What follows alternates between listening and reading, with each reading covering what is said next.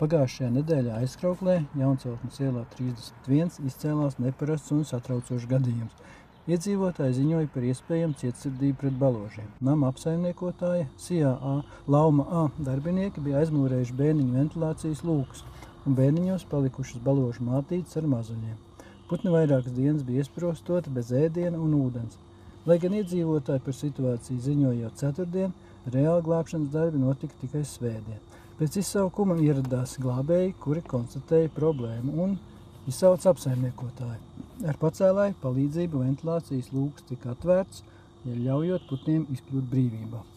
Vietējā iedzīvotāja Inese notikušo vērtē kritiski, norādot, ka šobrīd ir likzošanas laiks, kad šādus darbus veikt nevajadzētu. Vienlaikus viņa atzīst, baloži rada problēmas, īpaši balkonos, kur tie atstāja netīrību. Apsaimniekotājs Sijā Laumā pārstāvis Andris Zābels skaidro, ka darbi veikti pēc iedzīvotāju sūdzībām.